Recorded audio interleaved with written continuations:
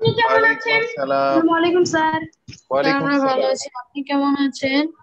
আলহামদুলিল্লাহ ভালো আছি। তুমি ভালো আছো? Yes, আসসালামু sir, আলাইকুম ভালো আছি। স্যার। Yes, sir, ভালো আছি। আলহামদুলিল্লাহ ভালো আছি। আচ্ছা। আসসালামু আলাইকুম আমার নেমে ওয়ালাইকুম আমার আসসালাম। লোলটা স্যার। পিছনে দিয়ে জাকির হোসেন নামে একজন আছে। আসসালামু আলাইকুম প্রিয় খুদে শিক্ষার্থীরা, কেমন আছো তোমরা? ওয়ালাইকুম আসসালাম স্যার, ভালো আছি। ভালো ভালো আছি। আছি। কেমন আছেন? আলহামদুলিল্লাহ ভালো আছি। স্যার ভালো আছেন? আপনি কেমন আলহামদুলিল্লাহ আছেন? আলহামদুলিল্লাহ ভালো আছি। তোমাদের সবাইকে আজকের অনলাইন ক্লাসে স্বাগত জানাচ্ছি। আজকের বিষয় হচ্ছে বাংলাদেশ ও বিশ্ব পরিচয়, চতুর্থ শ্রেণীর আমাদের 12তম অধ্যায়, আমাদের প্রাকৃতিক দুর্যোগ, এটা নিয়ে আজকে আলোচনা। আমরা রিভিশন করব। রিভিশন তোমাদের মিস পড়িয়েছে, ওকে স্যার। তোমাদের মিস ওকে তোমাদেরকে স্যার। এই অধ্যায়টা পড়িয়েছে। আমরা আজকে এবং পরবর্তী দিনগুলোতে, স্যার যেহেতু আজকে তোমাদের থেকে কি পরীক্ষা 1 তারিখ অনলাইন থেকে শুরু শুরু হবে, হবে? হ্যাঁ শুরু হয়েছে, যেহেতু 1 তারিখ থেকে তোমাদের পরীক্ষা শুরু হবে এবং সিলেবাস হচ্ছে, সিলেবাসে যে 3টে অধ্যায় আছে 12, 13, 14, এই 3টি অধ্যায়ের উপরে তোমাদের ক্লাস টেস্ট হবে। কত কত অধ্যায় বলো? 12, 13, 14, এই 3টি অধ্যায়। হ্যাঁ এই লাস্ট ক্লাস। হ্যাঁ এই 3টি অধ্যায়ের উপরে তোমাদের স্যার পরীক্ষা আমাদের অনুষ্ঠিত হবে। বার্ষিক পরীক্ষার শর্ট যদিও সিলেবাস দেবেন না? হ্যাঁ পুরো সিলেবাস, যদিও তোমাদের হচ্ছে আমরা প্রায় শেষ করে ফেলেছি, অধ্যায় 16টা অধ্যায় পর্যন্ত আমরা পড়িয়েছি, কিন্তু এখন তোমরা যেটা বাসায় করবে, পরীক্ষার প্রিপারেশন নিবে। 12, 13, 14 অধ্যায়, তো 12 অধ্যায় আছে আমাদের দুর্যোগ মোকাবেলা, মিস তোমাদেরকে পড়িয়েছে। আজকে আমরা এই অধ্যায়ের উপরে একটু রিভিশন দিব, প্লাস আমরা গতদিন 15তম অধ্যায়, অধ্যায় 15 পড়েছি, তার উপর আমাদের হোমওয়ার্ক দেওয়া ছিল। ঠিক ঠিক ঠিক বলেছি? Yes sir. রাইট। তাহলে আমরা সেই অধ্যায়ের উপরে স্যার আমরা দাঁড়াবাড়ির অপশনটা অফ যাচ্ছি। করে দেন। রাইট। না এমন কোনো দুষ্ট বালক তো এখানে নেই। ওকে, গত ক্লাসের আলোচনা থেকে আমাদের এই প্রশ্নগুলো দেওয়া ছিল এবং তোমাদেরকে বলা হয়েছিল তোমরা লিখে প্র্যাকটিস করবে, এবং যারা লিখে প্র্যাকটিস করবে তাদেরকে গুড দেওয়া হবে, এবং আমার পক্ষ থেকে তোমরা গুড লিখবে। ঠিক আছে? চ্যাট ডিসেবল করে দেন। চ্যাট ডিসেবল করে দেন। ওকে, চ্যাট করুক, অসুবিধা নেই। Yes sir. চ্যাট করুক, অসুবিধা নেই। Yes sir, don't worry. Disabled করে দেন। ও স্যার আপনি চ্যাট সেভ করেন তাই না? আমি দেখতে পাচ্ছি কে কে চ্যাট করেছে, অলরেডি অনেকেই চ্যাট করেছে। ঠিক আপনি আছে। করেছি কিন্তু আপনি দেখতে পারবেন না কারণ আমি অন্যকে পাঠিয়ে আছি। আবু ডাবল লিখে রাখছি স্যার। ওকে ওকে, তোমাদের প্রশ্ন লিখতে দেওয়া ছিল, আমরা দেখতে চাই কে কে লিখেছো আমার মিষ্টি ছেলেরা। স্যার একটু বের করতে দেন। স্যার আমি হ্যাঁ হ্যাঁ হ্যাঁ হ্যাঁ, আমি আমারটা দেখতে পাচ্ছেন? দেখতে পাচ্ছেন? জি জি অবশ্যই। চিনি গুড় মিশানো মিষ্টি ছেলেরা সবাই লেখা বের করো। হ্যাঁ, স্যার আহান আহান টিক চিহ্ন দাও। স্যার আমারটা হ্যাঁ হ্যাঁ দেখতে পাচ্ছেন? জি জি, আতিক হাসান দেখতে পাচ্ছি। আমি নাম বলতেছি, নাম বলতেছি, যার যার, এই শোনো, আচ্ছা আমি স্যার বলছি, আমারটা আমি করতে পারিনি স্যার। যার যার, ওকে স্যার যার আমি যার কি দেখতে খাতা পাচ্ছি নামাবো? তাদের, হ্যাঁ আমি যার নাম বলবো সে নামাবে। আতিক হাসান, স্যার আতিক হাসান, আহনাব শিকদার, তারপরে হচ্ছে যে স্বাধীন, আদিল, তারপরে অহন, সাব্বির, তাওসিফ, রোহান, তাওসিফ, আহান, না আহনাব তো দেখাচ্ছে না। এ মাহমুদুল্লাহ, ওয়ার ইজ ইউর খাতা?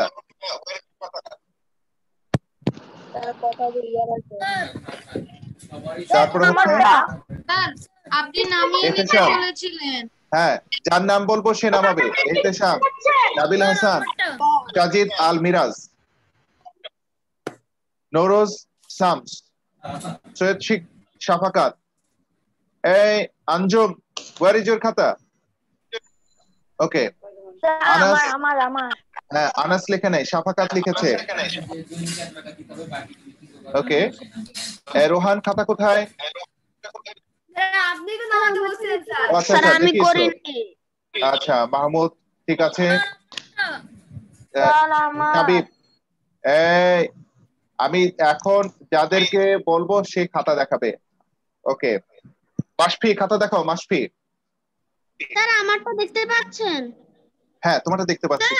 আমি দেখিয়েছি, আবার ঢুকিয়ে ফেলেছি, আবার বের করতে হবে। আমিও আচ্ছা আচ্ছা দেখেছি। ঠিক আছে।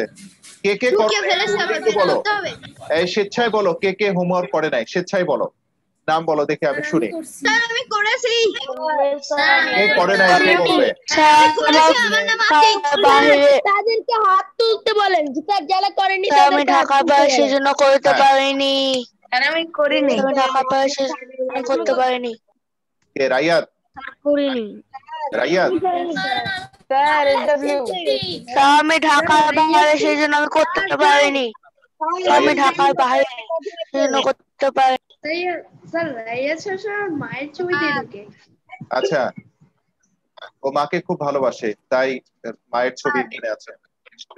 স্যার আমি এইচডব্লিউ করিনি। করেছি। স্যার আমার একটা কথা আছে। হুম আমি বলো। স্যার আমি ঢাকার বাইরে থেকে এইচডব্লিউটা আনতে পারিনি। ঢাকার বাইরে তুমি বিদেশে যাও, বিদেশে ঘুরে আসো, বিদেশ থেকে ঘুরে আসো। ইয়েস স্যার, স্যার ভুটান ঘুরে আসি স্যার, ভুটান হ্যাঁ। ভুটান স্যার, ভুটান, তারপর স্যার নেপাল, স্যার ইংল্যান্ড, কত জায়গা আছে স্যার। ওকে স্যার ঠিক সিঙ্গাপুরে আছে। যাক, মালয়েশিয়ায় যাক, আরো অনেক জায়গায় যাক। যাকে প্রশ্ন করব হোমওয়ার্ক করা লাগে না স্যার। স্যার আগে Stop. আমাকে বলেন অবশ্যই স্যার, প্লিজ স্যার Stop. আগে আমাকে মিউট করে দেন। Stop stop stop. আমি এখন হ্যাঁ ক্লাসে যাচ্ছি। 1971 সালে 7ই মার্চ বঙ্গবন্ধু কোথায় ভাষণ দিয়েছিলেন? আতিক হাসান বলো। রেসকোর্স ময়দানে।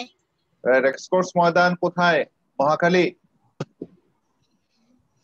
স্যার বাংলাদেশে। বাংলাদেশে? ঢাকার রেসকোর্স ময়দানে। ঢাকার স্যার, রেসকোর্স 1981 ময়দানে সালে 7ই মার্চ বঙ্গবন্ধু ভাষণ বঙ্গবন্ধু দিয়েছিলেন। ঢাকার রেসকোর্স ময়দানে এক বিশাল জনসভা অনুষ্ঠিত হয়। হ্যাঁ স্যার এখন ঠিক বলতেছে। তারপরে তাওসিফ, তাওসিফ বলো। জায়গাটার নাম তো রেসকোর্স ময়দানই। ওকে 7ই মার্চের ভাষণে জনগণকে স্বাধীনতার ডাক দিয়ে কি বলেছিলেন? তাওসিফ স্যার আমি বলবো। স্যার সবাইকে মিউট করে দেন। স্যার সবাইকে মিউট করে দেন। সবাইকে মিউট করে দেন স্যার, যাকে ধরবেন শুধু তাকে আনমিউট করেন। আচ্ছা সবাই এখন আমার কথা একটু শুনবে, আমি যার নাম বলবো তাকেই শুধু, আমার এই যে দেখো এখানে কিন্তু আমার সব নাম সেভ করা আছে, সুতরাং যার নাম বলবো সেই শুধু উত্তর দিবে, বাকি কেউ সাউন্ড করবে না। ওকে, কেউ যে সাউন্ড করবে তার জন্য মানে হচ্ছে একটা হলো পানিশমেন্টের ব্যবস্থা আছে। ওকে মাহির বলো। মাহির? স্যার মাইন্ড নাই। মাহির নেই। আচ্ছা তামিম বলো। তামিম? নাশারাত? স্যার আমি দিতে পারি? নাশারাত? নাশারাত? জারিফ? স্যার আমি দেই। স্যার বাসারাত নামে তো কেউ নাই আমাদের। স্যার 1178 আমি দেই, 1178। স্যার আদিত্য। ওকে জারিফ বলো। আমি দেই। জারিফ বলো 1127 জারিফ? স্যার বলেন। 7ই মার্চের ভাষণে জনগণকে স্বাধীনতার ডাক দিয়ে কি বলেন বঙ্গবন্ধু শেখ মুজিবুর রহমান? শেখ মুজিবুর রহমান বলেন, এবারের সংগ্রাম আমাদের মুক্তির সংগ্রাম, এবারের সংগ্রাম স্বাধীনতার সংগ্রাম, এবারের সংগ্রাম আমাদের মুক্তির সংগ্রাম। হ্যাঁ, আর এবারের সংগ্রাম এবারের সংগ্রাম স্বাধীনতার সংগ্রাম।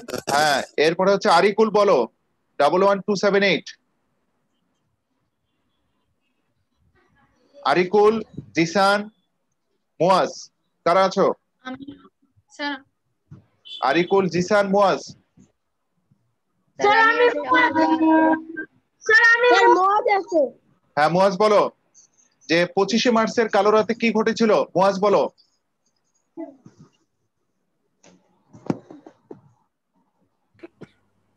মুয়াজ?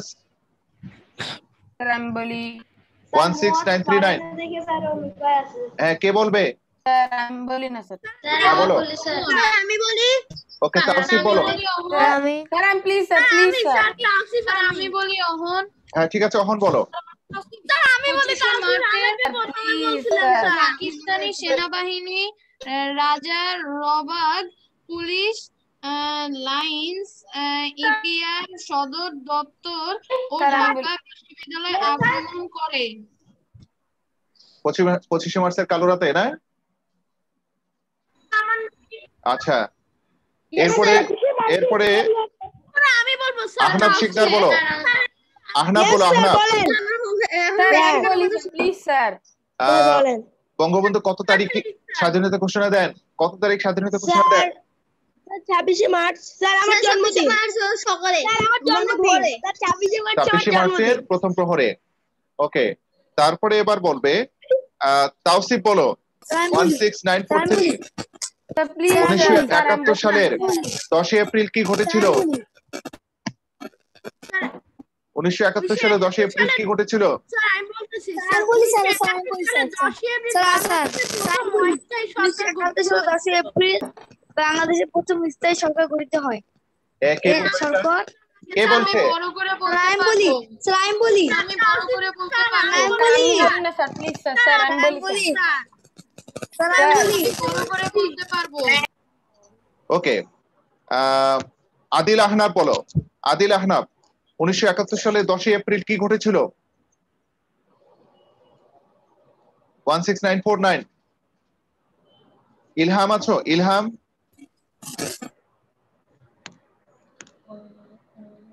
ইলহাম তাহসান আছে? তাহসান 16953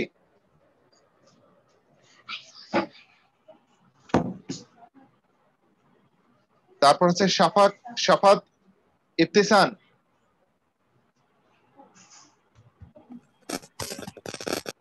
স্বাধীন বলো, স্বাধীন। Yes sir. বলো কোনটা 1971 সালে 10 এপ্রিল কি ঘটেছিল? Okay sir.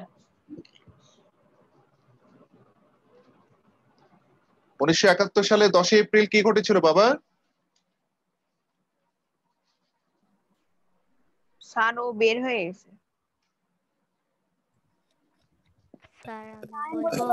আমি বলবো হ্যাঁ বলো বলো। 1971 সালে 10 এপ্রিল বাংলাদেশের প্রথম স্থায়ী সরকার গঠিত হয়। এই সরকার মুজিবনগর সরকার নামে পরিচিত। বঙ্গবন্ধু স্থায়ী না তো, হলেন স্থায়ী সরকার না তো। অস্থায়ী সরকার। হ্যাঁ, অস্থায়ী। হ্যাঁ বলো। স্যার অস্থায়ী সরকার। হ্যাঁ স্যার হ্যাঁ, এই সরকার মুজিবনগর সরকার নামে পরিচিত। মুজিবনগর সরকার নামে পরিচিত।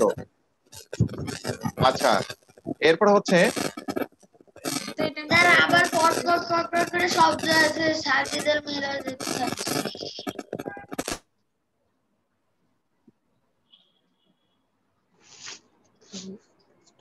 সাজিদ আল মিরাজ, না? এই তোমার পটপট হচ্ছে। আচ্ছা হ্যাঁ, তোমারটা মিউট রাখো বাবা। আচ্ছা, এরপর হচ্ছে আহনাফ শিকদার বলো। আহনাফ শিকদার, ইয়েস স্যার স্বাধীন বাংলাদেশ প্রথম রাষ্ট্রপতি কে? স্যার শেখ মুজিবুর রহমান। বঙ্গবন্ধু শেখ মুজিবুর শেখ রহমান। মুজিবুর রহমান। বঙ্গবন্ধু বলতে হবে সামনে, তার উপাধি সহ বলবে। Okay sir. বঙ্গবন্ধু শেখ মুজিবুর রহমান। এরপরে বলো সাব্বির বলো। 16969 সাব্বির আছো? বলো মুক্তি বাহিনীতে কারা যোগদান করেছিলেন? Yes sir. হ্যালো কারা? স্যার, সরি স্যার আমার নেট একটু প্রবলেম করেছিল স্যার। হ্যাঁ ঠিক আছে। আচ্ছা বলো মুক্তি বাহিনীতে কারা যোগদান করেছিলেন? এই মুক্তিযুদ্ধে অংশগ্রহণের জন্য স্যার আমি বলি সকল শ্রেণী পেশার বাঙালিদের পাশাপাশি ক্ষুদ্র নিগোষ্ঠীরাও অংশগ্রহণ করেছিলেন। হ্যাঁ। এরপরে বলো দেখি সঞ্জিত 16978 সঞ্জিত। ইয়েস কয় মাস ধরে মুক্তিযুদ্ধ চলেছিল? স্যার প্রায় 9 মাস ধরে মুক্তিযুদ্ধ চলেছিল। এরপরে রাইয়াত বলো কাদেরকে যুদ্ধাপরাধী বলা হয়? রাইয়াত, আনাসুল্লাহ, ফারহান। আনাসুল্লাহ আছে? ফারহান আছে? হ্যাঁ বলো কাদেরকে যুদ্ধাপরাধী বলা হয়?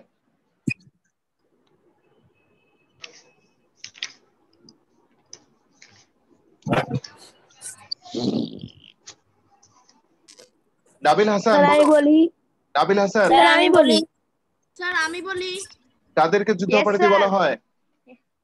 স্যার রাজাকার আলমদর নামে পরিচিত আলবদর, কিছু আলবদর। সংখ্যক রাজাকার আলবদর। রাজাকার আলবদর আল শাম নামে পরিচিত কিছু সংখ্যক বাঙালি পাকিস্তানিদের পক্ষে হত্যা, হ্যাঁ হ্যাঁ অগ্নিসংযোগ ও বর্বর নির্যাতন চালায়। হ্যাঁ, তারাই হ্যাঁ। যুদ্ধাপরাধী। হুম। তারাই আচ্ছা। যুদ্ধাপরাধী। এহতেশাম আছে? Ehtesham yes sir 18089। আমাদের বিজয় দিবস কত তারিখ? স্যার আসি স্যার আমাদের বিজয় দিবস 16 ডিসেম্বর। তারপর হচ্ছে হ্যাঁ মানসুর, মানসুর বলো। মানসুর আছো? রোহান আছো? রোহান ইয়েস স্যার বলো, মুক্তিযুদ্ধে কত লক্ষ মানুষ শহীদ হয়? স্যার মুক্তিযুদ্ধে প্রায় 30 লক্ষ মানুষ শহীদ হয়। আজকের আলোচনার বিষয় হচ্ছে দ্বাদশ অধ্যায় দুর্যোগ মোকাবেলা। সবাই বই বের করো। বই বের করেছো? স্যার একটু ওয়েট স্যার হ্যাঁ, দুর্যোগ মোকাবেলা। ইয়েস স্যার এটা পড়ানো হয়েছে। হ্যাঁ, দুর্যোগ বলছে যে বন্যা, ঘূর্ণিঝড়, আগুন, বন্যা, ঘূর্ণিঝড়, আগুন, এগুলো আমাদের দেশের দুর্যোগ হিসেবে চিহ্নিত করা হয়েছে। কারণ হচ্ছে যখন এগুলো সংঘটিত হয় তখন আমাদের দেশের মানুষের জানমালের অনেক ক্ষয়ক্ষতি সাধন হয়, তাই এদেরকে দুর্যোগ হিসেবে আখ্যায়িত করা হয়েছে। তো আমাদের দেশে সাধারণত বন্যা, ঘূর্ণিঝড় এবং অগ্নিকাণ্ডের মতো বড় বড় দুর্ঘটনা ঘটে, সেখানে অনেক জানমালের ক্ষয়ক্ষতি হয়ে থাকে। তো আমরা এখন জানবো, গতদিন তোমাদের মিস নিশ্চয়ই তোমরা মিসের ক্লাস থেকে তোমরা জেনেছো কিভাবে এই বন্যাগুলো কেন হয় এবং এই বন্যা মানে এই প্রাকৃতিক দুর্যোগগুলো প্রতিরোধে আমাদের করণীয় কি, তাই না? আমরা এগুলো জানি। স্যার তো প্রাকৃতিক এখন দুর্যোগের আজকে কারণটা কি? হ্যাঁ, আমরা প্রাকৃতিক দুর্যোগ তো অনেক প্রকার আছে, এক এক দুর্যোগের এক এক কারণ রয়েছে, কি ঠিক আছে না? সে কারণগুলো আমরা জানবো এবং এখান থেকে আমরা কিভাবে নিজেদের জানমাল রক্ষা করতে পারি সে সংক্রান্ত কৌশল বা পদ্ধতিগুলো, টেকনিকগুলো আমাদেরকে জানতে হবে। তো আমি প্রশ্ন, তোমাদের বইয়ের শেষে যে প্রশ্নগুলো আছে সেই প্রশ্নগুলো আমি এখানে উপস্থাপন করেছি। তোমাদের এই প্রশ্নের উত্তরগুলো কি হতে পারে সেগুলো নিয়ে আজকের আলোচনা। প্রথম প্রশ্ন হচ্ছে, কোন দুইটি প্রাকৃতিক দুর্যোগে আমরা বেশি আক্রান্ত হই? কোন দুটি প্রাকৃতিক দুর্যোগ? স্যার বন্যা ও ঘূর্ণিঝড় রাইট, রাইট। দেখো ঘূর্ণিঝড়। হ্যাঁ ঠিক আছে, বন্যা, ঘূর্ণিঝড় এবং আগুন, এই তিনটার মধ্যে আমাদের এই বন্যা এবং ঘূর্ণিঝড়, এই দুটি দুর্যোগে আমরা সবচেয়ে বেশি আক্রান্ত হই এবং এই দুটি হচ্ছে প্রাকৃতিক দুর্যোগ, ঠিক আছে? তারপরে হচ্ছে হ্যাঁ, এগুলোই HW। আজকের যে প্রশ্নগুলো আজকে আলোচনা করছি এগুলোই হচ্ছে আজকে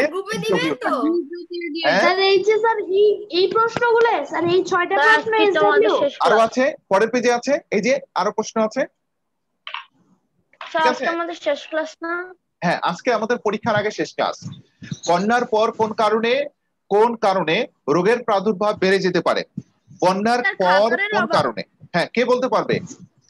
স্যার আমি বলি খাবারের অভাবে। স্যার আমি হ্যাঁ বলো বলো। স্যার আমি বলি খাবারের অভাবে এবং পানির অভাবে।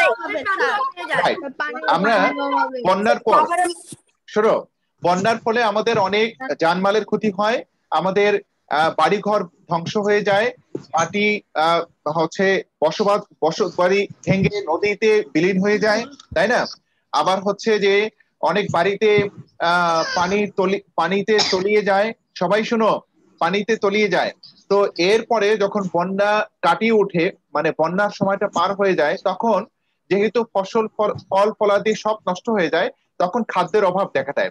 এই খাদ্য আমাদের খাদ্যের সাথে সাথে আমাদের পানীয় জাতীয় খাবার, এটারও অভাব দেখা দেয়। অর্থাৎ বিশুদ্ধ পানি এবং খাবারের অভাবে আমাদের বিভিন্ন রোগের প্রাদুর্ভাব বেড়ে যেতে পারে। আগুন লাগার দুটি কারণ উল্লেখ করো। স্যার আমি বলি তালসিফিলান। স্যার আমি বলবো স্যার রোহান। হ্যাঁ, আগুন লাগার দুটি কারণ। হ্যাঁ, কি কারণ, কি কারণ থাকতে পারে? স্যার আগুন দিয়ে খেলা করা। আমি বলি স্যার সুইট অসুবিলান বলে আগুন দিয়ে খেলা করা। অসুবিলান বলে দেবো অসুবিলান।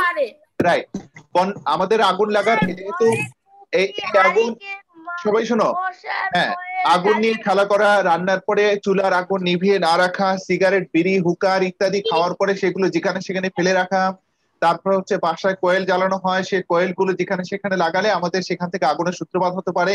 অন্য বাড়িতে আগুন লাগলেও সেখান থেকে পাশের বাড়িতে আগুন চলে যেতে পারে, তাই না?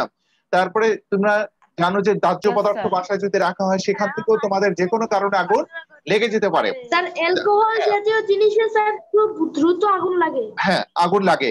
তারপরে তোমরা যে যেমন হ্যান্ড স্যানিটাইজার আমরা ইউজ করি, সেগুলো কিন্তু অনেক সময় আগুনের সূত্রপাতের কারণ হতে পারে। সেখানে আগুনের আশেপাশে থাকা অনেক ইজিলি আগুন লেগে যায় স্যার। করোনা কালে অনেক ডাক্তার এর সংস্পর্শে এসে মারা গেছিল। ওখানে পড়ে যায় গুড়া স্যার, তখনই স্যার আগুনটা লেগে যায়। এর কারণে স্যার হ্যাঁ খবর আসছিল স্বামী স্ত্রী মারা গিয়েছিল। রাইট, হ্যাঁ। তাহলে আমাদের আগুন লাগার এই কারণগুলো আমাদের খেয়াল রাখতে হবে। এরপরে হচ্ছে যে বাসায় আমাদের সাধারণত আমরা যেহেতু ঢাকায় বসবাস করি, আমাদের বাসায় কিন্তু আমরা গ্যাস ইউজ করি। সুতরাং গ্যাসের লিকেজ থাকা অথবা হচ্ছে গ্যাসের লাইন অফ না করা, গ্যাসের চুলা বন্ধ না করার কারণে আমাদের আগুনের সূত্রপাত কিন্তু হতে পারে। এরপর হচ্ছে বন্যা প্রতিরোধের দুটি উপায় আমরা দেখলাম যে বন্যা এবং ঘূর্ণিঝড়। হ্যাঁ হ্যাঁ স্যার আমিও বলি স্যার, পুরা ক্লাস আমি কিছু বলি নাই। আচ্ছা আচ্ছা, বলো বন্যা প্রতিরোধের দুটি উপায় বলো, তুমি বলো। স্যার নদীর তীরে গাছ নির্মাণ করা, নদীতে নির্মাণ তো নয়, গাছ লাগানো। বাঁধ নির্মাণ করে, হ্যাঁ, বাঁধ নির্মাণ করা হয়, গাছ লাগানো হয়। হ্যাঁ বলো। তারপরে এরপরে হচ্ছে নদীর তীরে শক্ত বাঁধ নির্মাণ করে বন্যা প্রতিরোধ করা যায়। তারপরে স্যার দুটি উপায়। আরো দুটো বলতে পারবে? আরো দুটা না স্যার। আচ্ছা, আঞ্জুম মনির তুমি বলতে পারবে আরো দুটা? বাবা বলতে পারবে আঞ্জুম মনির? স্যার আমি পারবো না। স্যার আমি, হ্যাঁ বলো, আঞ্জুম মনির বলো। আমি পারবো। স্যার কি বলবো? নদীতে বা খালে বাঁশ পেতে রেখে। আচ্ছা, তারপরে আটকিয়ে না রাইট, হ্যাঁ। তাহলে আমরা দেখলাম রেডিও, টিভি ইত্যাদির খবর শুনে হ্যাঁ আমরা পূর্ব প্রস্তুতি গ্রহণ করব। যে পূর্ব প্রস্তুতি, সবাই থামো, পূর্ব প্রস্তুতি গ্রহণ করব। তো পূর্ব প্রস্তুতির অংশ হিসেবে আমরা কিন্তু কি করতে পারি যে রেডিও, টেলিভিশন এবং বিভিন্ন মিডিয়া এগুলো প্রচারণা চালাতে পারি কখন বন্যা হতে পারে এবং বন্যায় প্রতিরোধ সংক্রান্ত কি কি উপায় গ্রহণ করা যেতে পারে সেগুলো মানুষকে সচেতন করা যেতে পারে। মাইকিং করে জনসাধারণকে আমরা সচেতন করতে পারি। এগুলো বন্যা প্রতিরোধের কয়েকটি উপায় হলো। মানুষ কিভাবে বন্যার ঝুঁকি বাড়িয়ে তুলেছে, বলতে পারবে? বা বন্যার কি কি কারণ রয়েছে? হ্যাঁ বলো। মানুষ বিনা কারণে গাছ কেটে অপরিকল্পিতভাবে বাঁধ নির্মাণ করে। হ্যাঁ তারপরে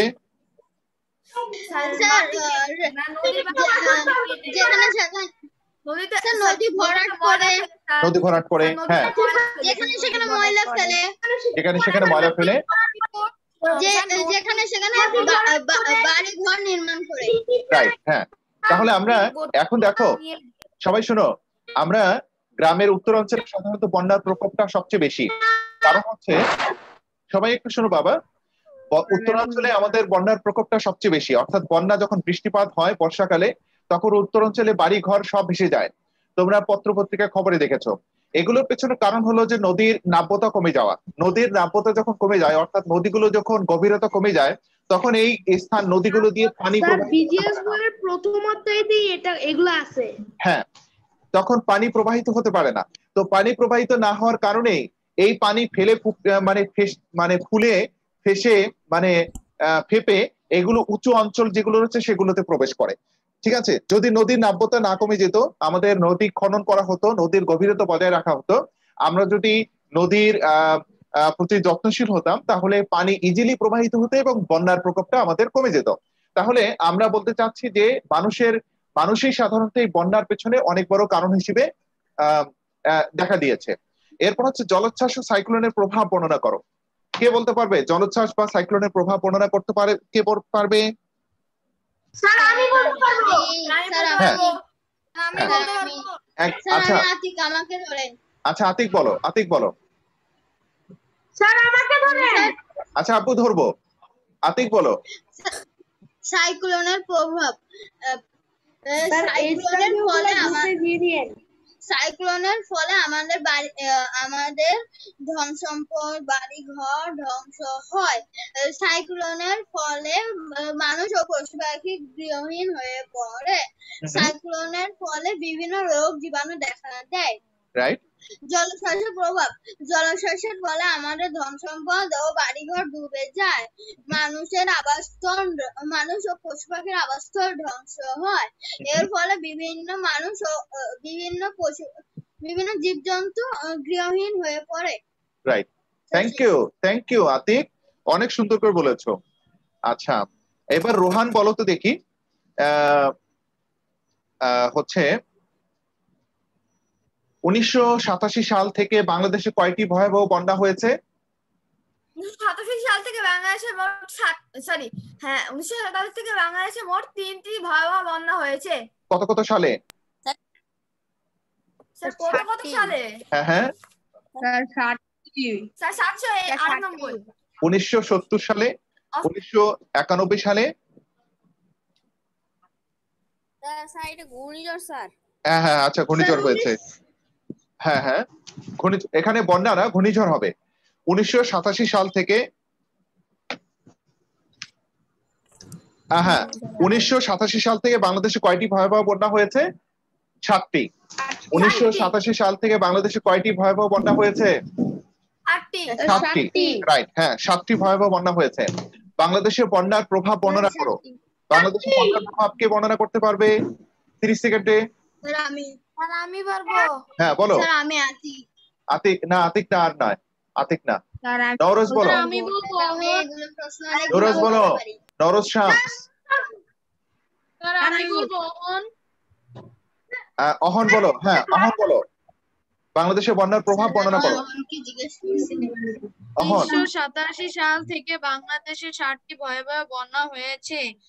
এই বন্যার ফলে মানুষের জীবন, ফসল, বাড়িঘর এবং রাস্তাঘাটের অনেক ক্ষতি হয়। বন্যার কারণে বিশুদ্ধ পানির অভাবে রোগ ছড়ায়। তবে বন্যা হলে মাটিতে পলি জমা হয়, যা মাটির উর্বরতা বাড়াতে সহায়তা করে। Thank you. বন্যা মোকাবেলায় আমাদের করণীয় কি? হচ্ছে আহনাব ওয়াসি বলো, বন্যা মোকাবেলায় আমাদের করণীয় কি? আমরা বাংলাদেশে 1987 সাল থেকে অনেক ভয়ঙ্কর বন্যা হয়েছে। এগুলোতে অনেক ক্ষয়ক্ষতি হয়েছে, যার ফলে মানুষের জানমালের ক্ষয়ক্ষতি হয়েছে। মানুষ এতে খাদ্যের অভাবে মারা যায়। তো বন্যায় এটির প্রভাব খুব বেশি না। মোকাবেলা করণীয় বলো বাবা, কি আমাদের কি করব আমরা এটাকে মোকাবেলা করতে চাইলে? আমরা বন্যার সময় শুকনো খাবার জমিয়ে রাখবো, প্লাস্টিক ব্যাগে বই খাতা ওষুধপত্র জমিয়ে রাখবো, সবাইকে সতর্ক করে দেব, নিয়মিত রেডিও ও টেলিভিশনে সংবাদ শুনবো। Good, thank you. আচ্ছা বাংলাদেশে কোন সালে ভয়াবহ ঘূর্ণিঝড় হয়েছিল? সাবিব বলো। 17077 এবং 2007 সালে। 2007 সালে, ওকে। 1991 2007 সালে। হ্যাঁ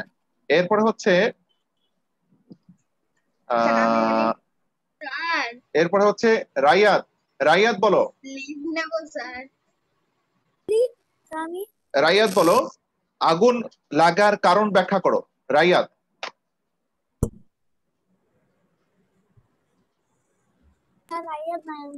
নাই।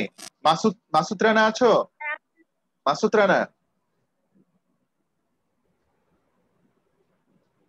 রানা আরিয়ান সুলতান, আরিয়ান সুলতান, নাবিল হাসান। স্যার আপু বলো তো, আগুন লাগার কারণ ব্যাখ্যা করো তো। Okay sir. রান্নার পরে চুলার আগুন সম্পূর্ণ নিভে না দিলে, সিগারেট, বিড়ি, হুক্কা আগুন থেকে, ঘরে হারিকেন, মশাল, কয়েল জ্বালিয়ে রাখলে, দেখে বাড়ির বলছো, বিদ্যুতের দেখে লাইনের বলতেছো, সমস্যা থাকলে। দেখে বলতেছো নাকি? স্যার আচ্ছা আচ্ছা, গুড, বলো, না দেখে বলো। কারখানার দাহ্য পদার্থ থেকে, তারপর শিশুরা আগুনে খেলা করলে বা আতশবাজি ফোটাতে গেলে, রাইট, তারপর স্যার এক বাড়িতে আগুন লাগলে সহজে অন্য বাড়িতে আগুন লেগে যেতে পারে। রাইট, হ্যাঁ। আচ্ছা, গুড, ভালো বলেছো তুমি। এরপরে হচ্ছে সঞ্জিত আহমেদ, শুনতে পাচ্ছ? স্যার বলি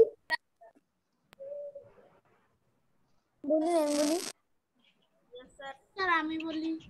কে বলতে চাও? স্যার বলি স্যার আমি বলি না, Yes. আমি বলতে চাই। ওকে ওকে, ক্লাসের শোনো, সময় শেষ। এখন শোনো, আমরা একটু আগে দেখলাম যে আগুন কি কি কারণে লাগে। তাহলে আমরা যেহেতু বুঝতেছি যে এই কারণে লাগে, তাহলে এই কারণগুলো থেকে আমাদের দূরে থাকতে হবে, অর্থাৎ এই কারণগুলো প্রতিরোধ করতে হবে, তাই না? রান্নার চুলা আমাদের বন্ধ করে রাখতে হবে। ফায়ার সার্ভিসকে, যদি আগুন লেগে যায় তাহলে যদি আগুন লেগে যায় তাহলে আমাদের কি করতে হবে? ফায়ার সার্ভিসকে আগুন লাগার খবর দিতে হবে, আশেপাশের মানুষকে সচেতন করতে হবে। দাহ্য পদার্থ এখানে বাসার ভেতরে রাখা যাবে না, তাই না?